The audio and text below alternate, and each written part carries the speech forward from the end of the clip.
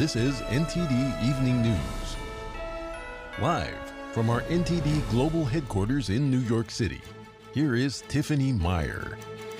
Good evening, and thank you for joining us tonight. A former top aide to New York Governor Kathy Hochul has been charged with being an agent of the Chinese Communist Party.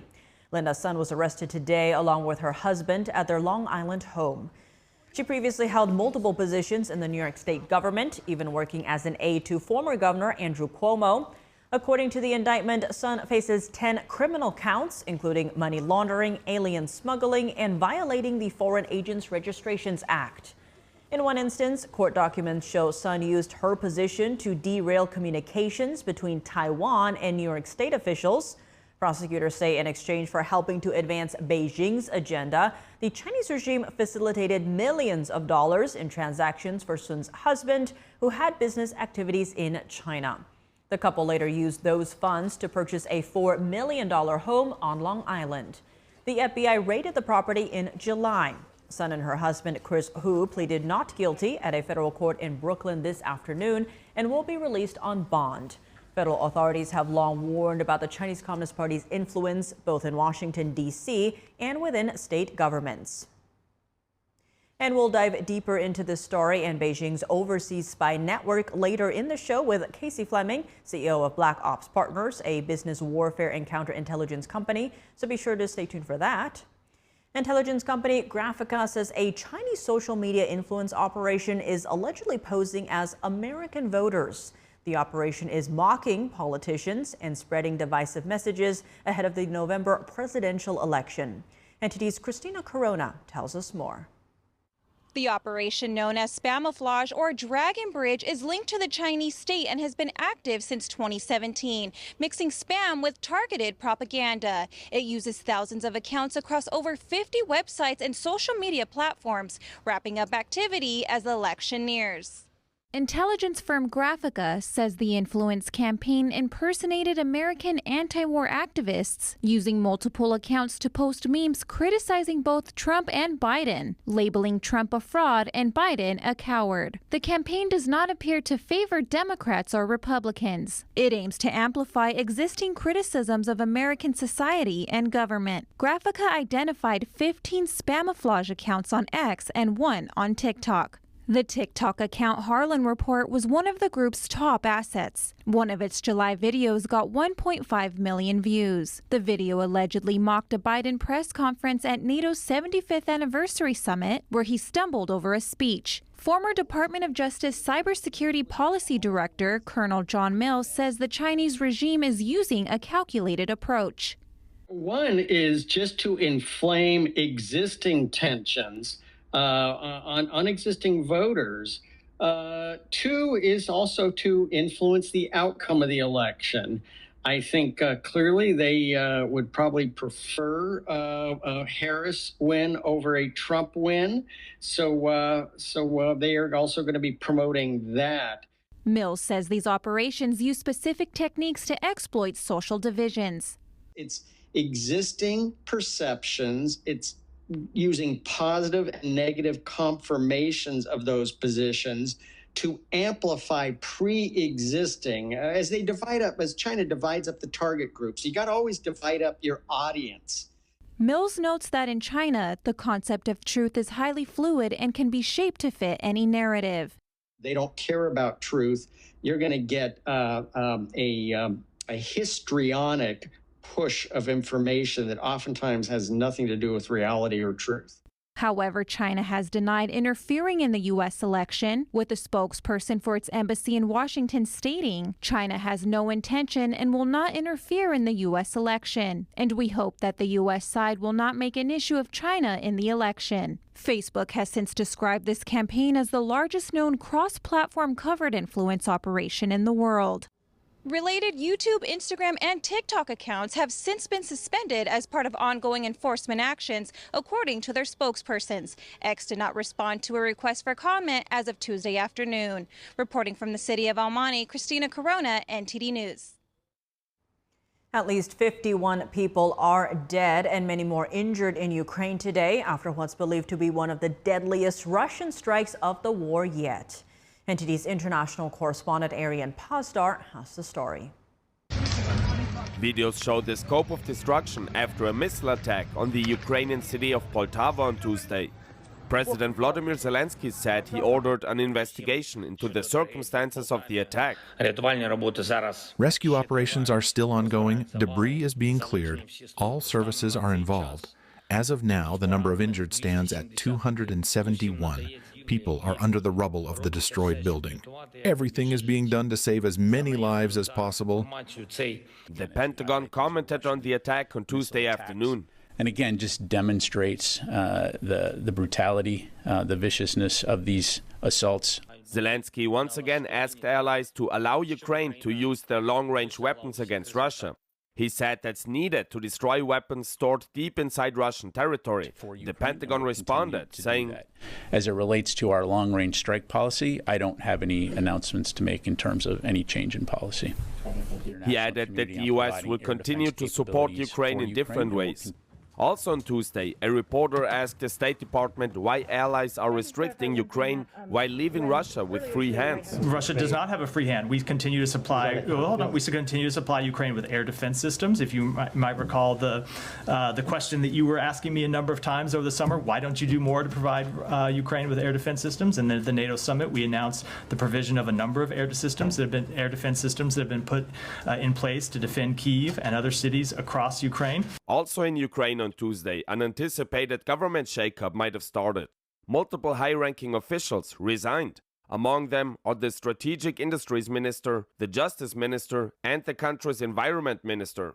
At Ukraine's national power grid, 2 board members resigned after the CEO was being let go.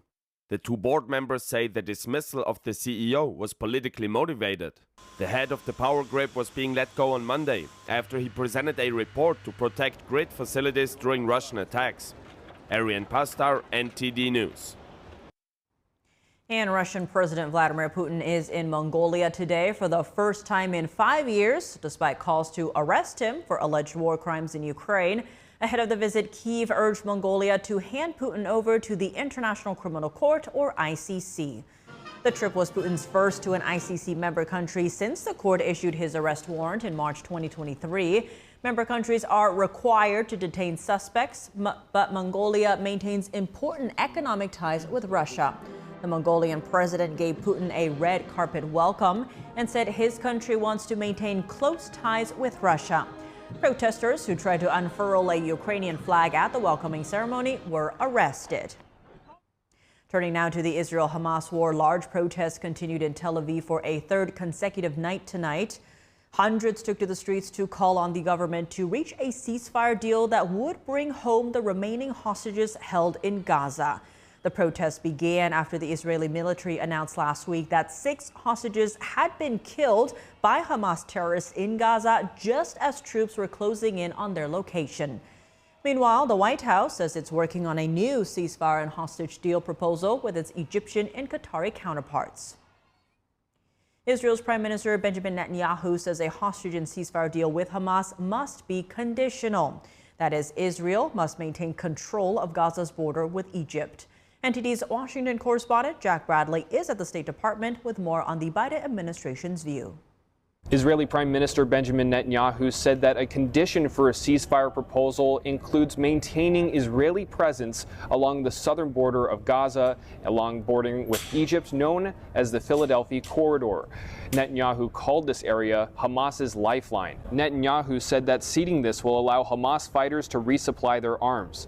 He said that if Israel withdraws temporarily, the international community will never allow it to return. Meanwhile, the Hamas terrorists are demanding Israel to completely withdraw from Gaza as part of any hostage deal. But this is different from the bridging proposal that Israel had previously agreed to. And in that proposal, Israel said that it would remove its troops, according to the State Department, from that border region. That it is in the interest of Israel, and it's in the interest of Palestinians in Gaza as well, that Hamas not be able to smuggle arms in across the Philadelphia Corridor. That is absolutely in the interest of both parties.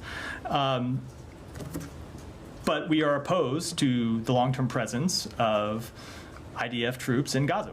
Hamas leaders recently ordered its members on how to deal with hostages, a new order that the State Department spokesperson Matthew Miller calls depraved. When they make clear that they will execute innocent human beings rather than let them be rescued. People who, in many cases, aren't even citizens of Israel. Recall that there are citizens of other countries who continue to be held, countries with whom Hamas supposedly has no complaint, and Hamas's position is that it will execute those hostages rather than let them be released. I think that shows what a depraved organization Hamas actually is. Miller called for Hamas to immediately be brought to justice, and meanwhile, Britain has suspended some of its arms exports to Israel, saying that it would violate international law. Now, the U.S. has not made a similar determination.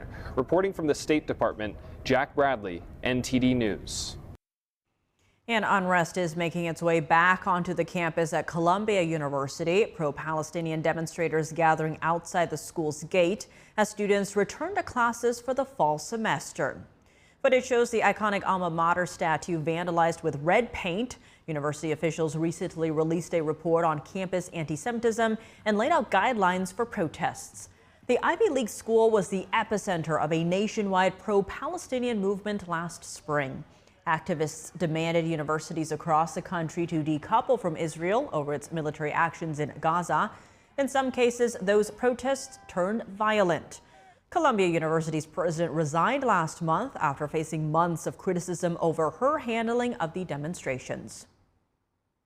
Vice President Harris and former President Trump now begin a post-Labor Day sprint to Election Day. While polls continue to show a tight race, the two candidates are ramping up appeal to battleground state voters heading into next week's debate. NTD's White House correspondent Iris Tao has the latest from both campaigns. The main polling aggregators, including 538 and Real Clear Politics, are showing that Vice President Harris has a slight lead over former President Trump. But Trump's campaign has told me before that Trump has historically been underestimated in polling. So we're in a really tight race heading into this 2-month sprint until Election Day. And both of them, though, ramping up messaging, especially in swing states. Harris's campaign on Tuesday released a new TV ad focused on the kind of bread and butter economic issues that some voters have been urging the administration to address. Building up the middle class will be a defining goal of my presidency. She'll make groceries more affordable by cracking down on price gouging. And she'll cut housing costs by taking on corporate speculators. While as the NFL season starts, Trump's campaign released ads targeting football fans. I will fight for you with every breath in my body. Together, we will make America great again. Meanwhile, Trump today appealed to voters in New Hampshire, and that's after the Boston Globe published a leaked internal email saying that the Trump campaign has decided that New Hampshire is no longer winnable. And Trump pushed back on that, urging voters in that state to come out and vote. And his campaign said that that email has misrepresented the campaign's operations. And as the two candidates gear up for next week's debate, Vice President Harris is reportedly spending her final days of debate prep in Pittsburgh, where she's going to arrive on Thursday. Trump's campaign told me before that he doesn't really need that much debate prep, but we know that he's been prepping with former Democrat Tulsi Gabbard. The Harris campaign, though, told NBC that it is still negotiating with ABC News about debate rules and that no agreement has been reached. So while Trump said last week that rules have been confirmed, including that mics will be muted while they're not speaking, things could still change in the coming days. Reporting from the White House, Iris Tao, NTD News. And today, a federal judge denied Trump's request to move the New York business records case to federal court. The judge said in his order that there is nothing in the Supreme Court's immunity ruling that changes his conclusion that the payments were private, unofficial acts outside the bounds of executive authority. This means the case will remain in New York State court. Democratic lawmakers have warned they'll reject any government funding proposal that includes partisan policy riders. Congress has until October 1st to reach an agreement or face a government shutdown just before the general election. NTD's Washington correspondent Luis Martinez has more on the story. The process to fund government through fiscal year 2025 will be a key battle that will shape the general elections in November. For example, Democratic Congresswoman Debbie Wasserman Schultz from Florida has already warned her constituents that Republicans allegedly want to cut the benefits offered by the Affordable Care Act. We have the most Affordable Care Act Care Act signups in the country every year because people want to make sure that when they're sick, they can afford to go to the doctor. Donald Trump supports tearing that health care away. More government shutdowns, more chaos, less democracy. And independent Senator Bernie Sanders has also warned his constituents that Republicans allegedly want to see cuts in the budgets to Social Security, Medicare, and Medicaid. At a time of massive income and wealth inequality, giving more tax breaks to billionaires is radical. Putting forth budgets to cut Social Security, Medicare, and Medicaid is radical. Letting polluters destroy our planet is radical.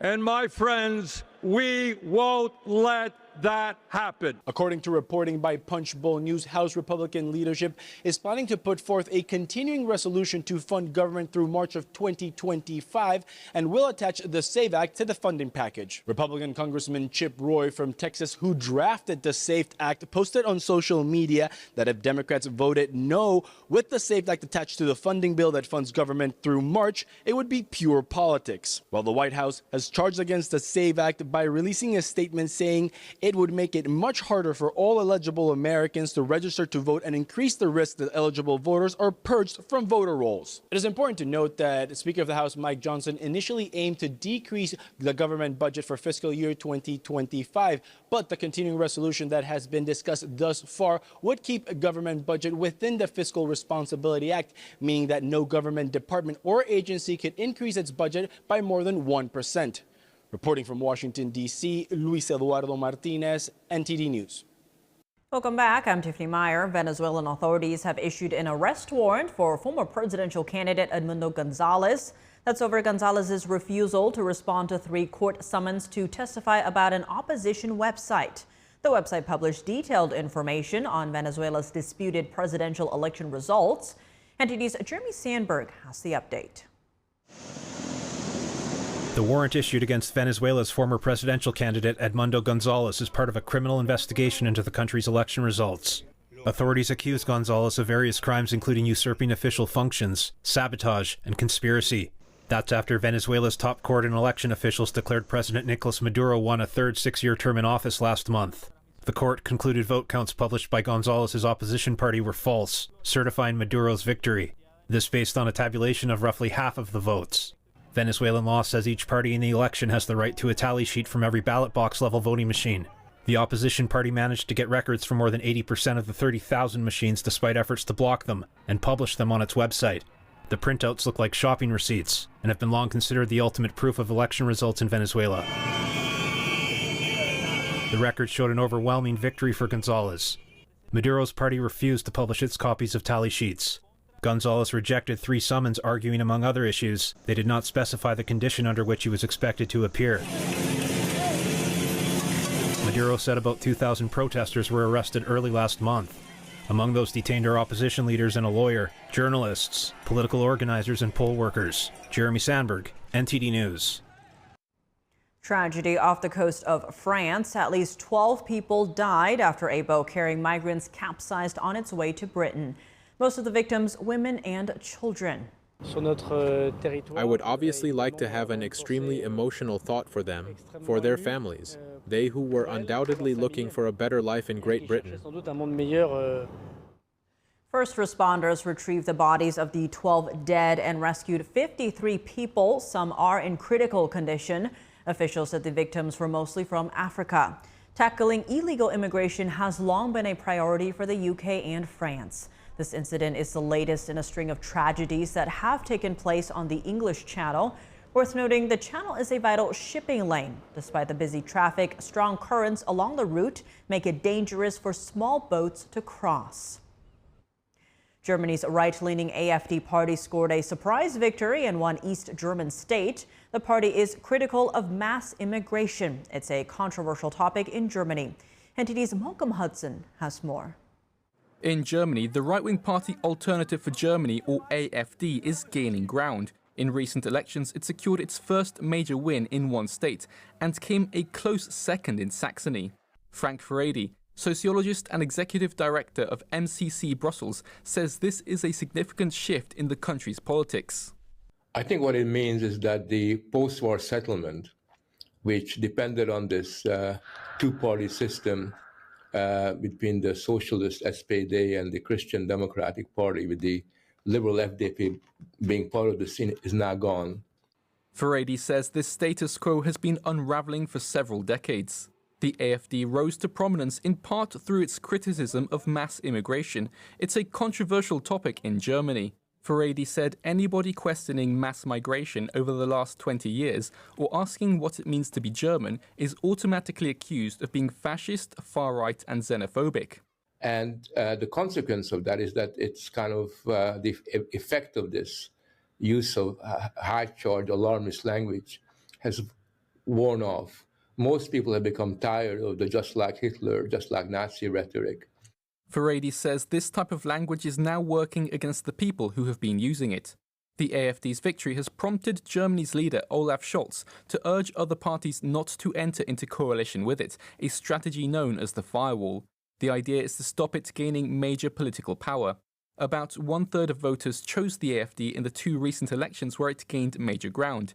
Its co-leader, Alice Weidel, says that gives it a clear mandate to govern. So she's asking other parties to form a coalition with it. She says if the other parties ignore the AfD, many people will feel their votes are being ignored. But to create this kind of quarantine around people who represent the voice of about 1/3 of the people basically calls into question the meaning of representative democracy. Fritz says when people lose faith in the political system, it's a real problem. But he says it would be impossible to exclude so many representatives forever, and that the firewall will eventually come to an end. Another election will happen in the eastern state of Brandenburg later this month, and federal elections in a year's time. Malcolm Hudson, NTD News. And joining us now to explore the arrest of Linda's son is Casey Fleming, CEO of business warfare and counterintelligence company Black Ops Partners. Casey, thank you so much for joining us. Now, to begin, the indictment alleges that Sun and her husband worked to further the interests of the Chinese government and the CCP, and that the illicit scheme enriched the defendant's family to the tune of millions of dollars. To begin, what's your view of this? Is this a one-off, or could it be just the tip of a much bigger iceberg? It's exactly the words to use. It's the tip of a much bigger iceberg that people really can't even comprehend. And the indictment adds that Sun was able to remove references to human rights issues from one of the Governor Hochul's speeches, for example, the quote Uyghur situation. Now, if Sun is found guilty, what does this mean for a free country like the United States, that a suspected foreign agent can have that much access to an elected official? That's a huge area of concern, really, to each American. It's your freedom of speech, it's your national security, it's all those things that are on the table here. This person and her husband, by the way, and he was on his own mission, but they both got indicted. And but this person was part of the state government at the highest levels for 10 years, and all the way up into the governor's office, and really there to subvert the American way, the American law, and our trust in state government. So as well as money laundering by buying properties and assets and so on. So there's, as well as giving access to Chinese officials that should not have been given access, unlawful entry into the United States, changing agenda items, removing Taiwan from discussions, those type of things. So that is going against free speech, and it's advancing the communist threat inside of America. This is not, by the way, again, this is not one-off. This is something happening in every state and local government, as well as our federal government. Extremely concerning. And how does the Chinese regime then utilize a spy network overseas? What is Beijing getting out of all of this? The first thing is they're getting espionage. And through espionage, they're getting who's powerful inside the United States, what our strategies are, what our negotiations are, our tactics, those kind of things. On the business side, they steal intellectual property to take those industries over to China and rob our economy from the intellectual property and the revenue and the national security and the jobs that it produces. So it's a fight to the finish. It's the Chinese Communist Party's attempt, and they're doing a very good job of it, of weakening the U.S. by all means necessary. The textbook term for that is called unrestricted warfare. Now, the Washington Post has a new piece out on the Chinese regime's influence in New York City as an example of transnational repression. Now, this builds on what we've been reporting on here for years. What is the most effective or worrisome aspect to you of Beijing's transnational repression campaign? The transnational repression campaign really shuts down free speech, and it enforces the communist regime worldwide. So it's those two things. It's restricting free speech in all means necessary to protect the Chinese mission and the Chinese regime. And to every American and everyone in the free world, that should be very concerning.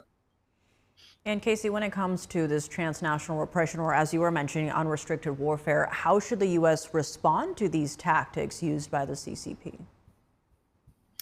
We should start kicking out any agents, any people that are not passing background checks. Just happened last week that a 20-year employee of Verizon was working for the CCP's MSS, which is their joint CIA and FBI organization, and feeding them key information, critical information on Americans, on our government, on our military, on our patents, on all those things combined, giving access to cell phones, emails, and so on.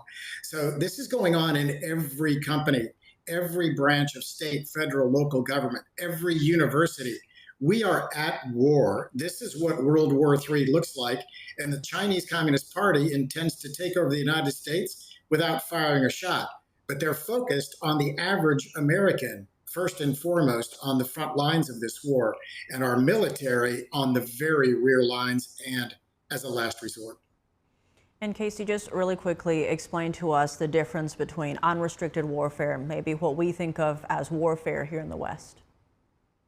Unrestricted warfare is really between peace and war. It's that gray zone, that gray area between peace and war. In America and in the West, we think of war being guns, bombs, planes, ships, and troops. Well, in unrestricted war, it's everything leading up to that. It's fentanyl, it's education, it's all these different things that are attacking our society and to weaken what holds our society together. Religion, trust, respect, race, all these things are unrestricted warfare. Cyber warfare, all these things, drug warfare, education warfare, transaction warfare, all that. The last resort and the last phase of unrestricted warfare, which the CCP, again, does never plan to engage, is conventional warfare or kinetic warfare that we know by ships, guns, bombs, and troops in uniforms.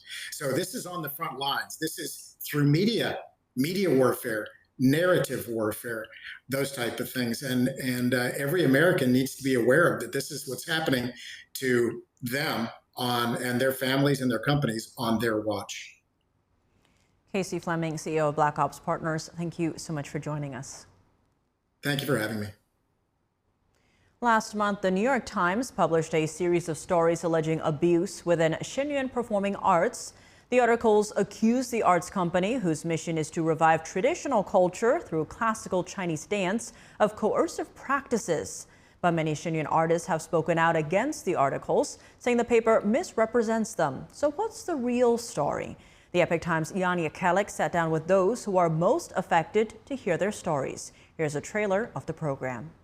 I remember that night, everybody, we sat down and started writing the experiences that they've been through over the years, well into like midnight. How could this be happening? Like an environment that has given us so much and helped us grow so much, like why is it getting tarnished like this? We really wanted to speak up and we wanted to, like share our stories. Do you have a sense of what elite training looks like? Okay, thank you. Thank you. Thank you.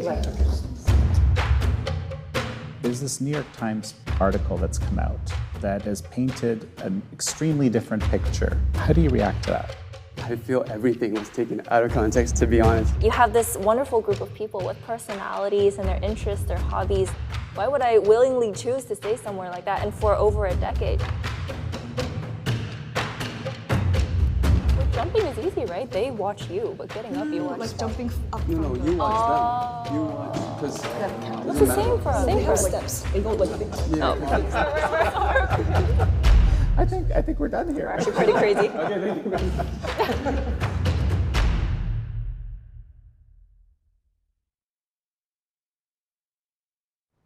This special episode of American Thought Leaders premieres on Epic TV tonight at 9 p.m. Eastern. It'll also air on NTD tomorrow at 8 p.m. Eastern.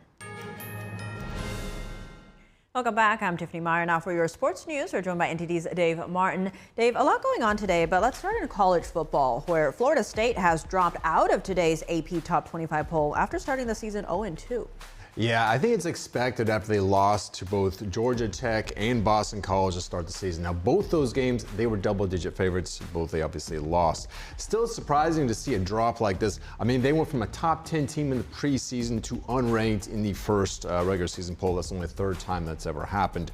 I think they'll be back, though, later on in the season. Now, some other big movers. Clemson dropped to 25th after losing to Georgia Tech by 30. Now, I'm sorry, Georgia. Now, Georgia, meanwhile, stayed at number 1. Ohio State still right behind them at number 2. Oregon, meanwhile, fell from 3rd to 7th after a narrow win over Idaho. So both Texas and Alabama moved up the spot to 3rd and 4th. Notre Dame jumped up 2 spots to number 5 after their win over Texas A&M. Another big mover, USC, jumped up 10 spots to number 13 after their win over LSU. LSU dropped 5 spots after the loss. So really, of course, the preseason poll, it's always the most volatile because it's really a guess of how these games are going to go. And really, of course, as the season progresses, the teams usually get better and better anyway.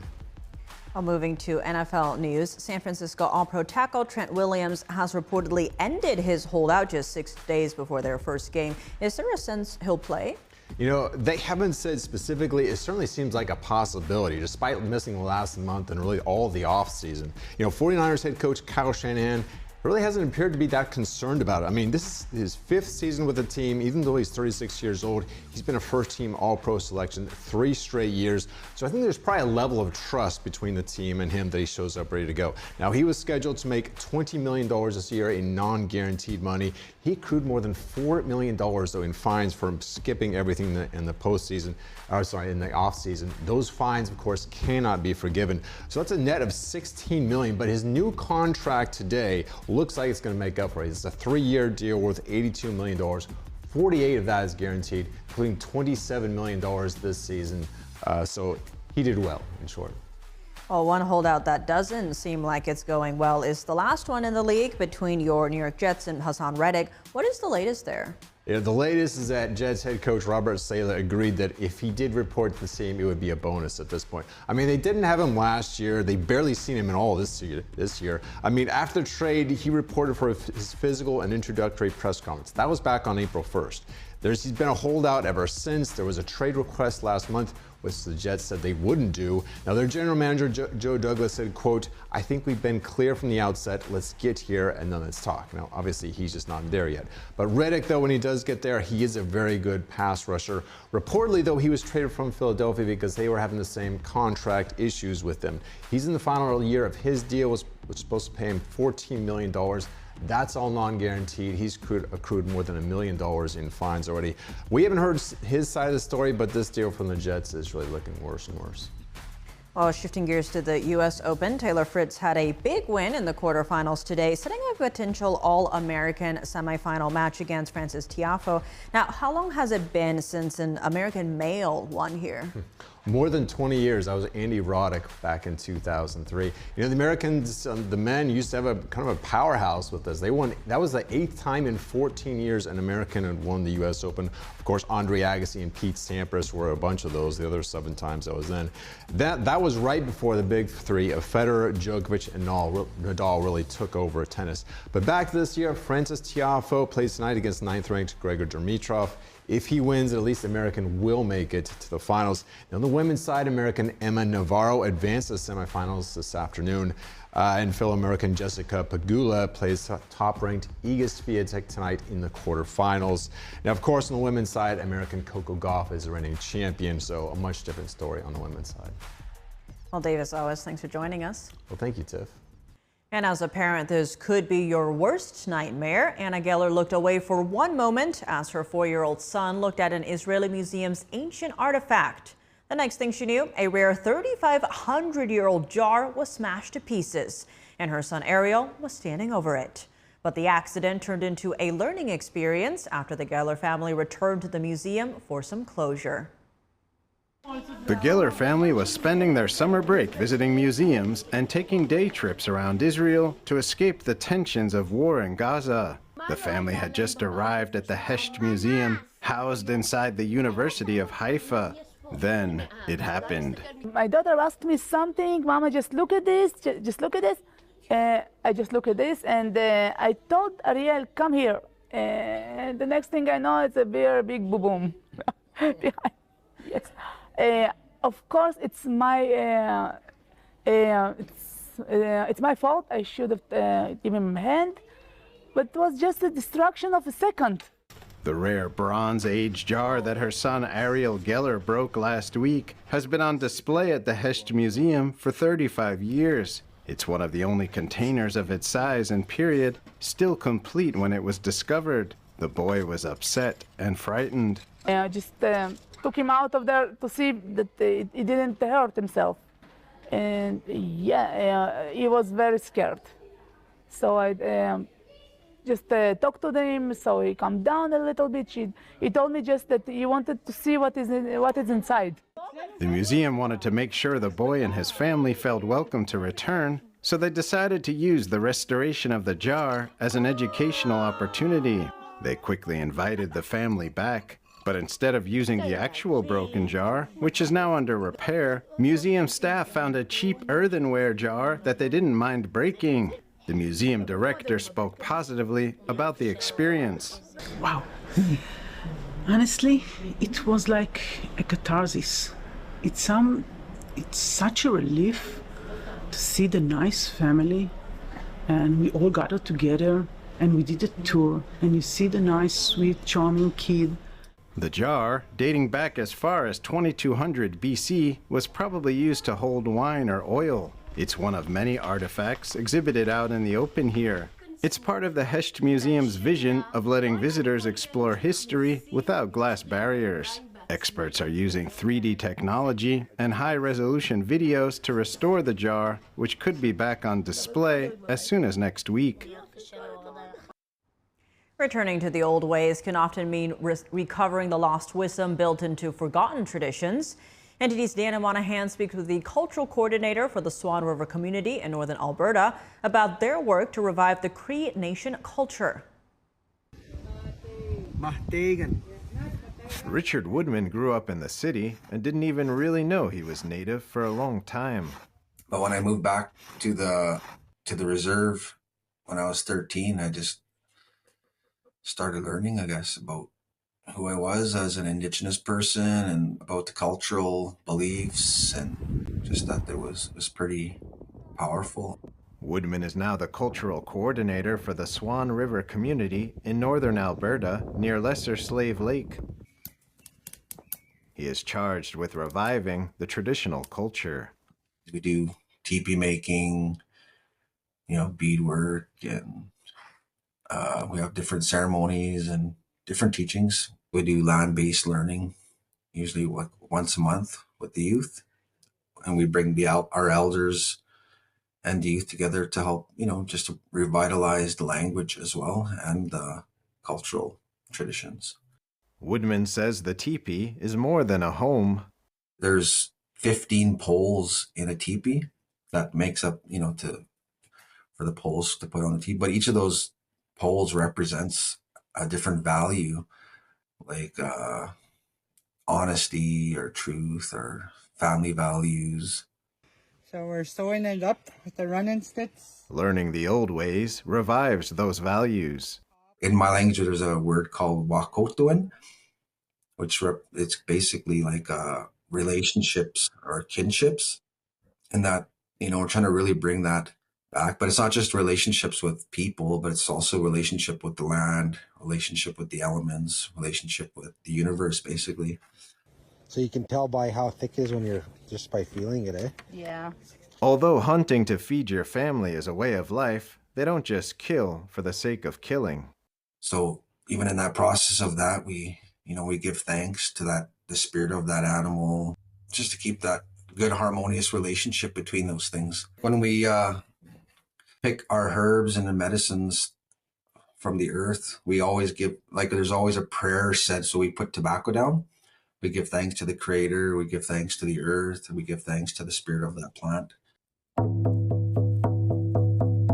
Drumming and singing play an important role in the community. The drum represents the heartbeat of the earth and the heartbeat of the people, but it's also brings us back to that primordial, it's the first sound we've ever heard when we were in our mother's bellies, in the womb there. That's the first sound we ever heard, was our mother's heartbeat. Woodman says the Cree Nation believes all of mankind were given different directions through their cultural traditions and need to follow those original instructions to live in harmony with nature.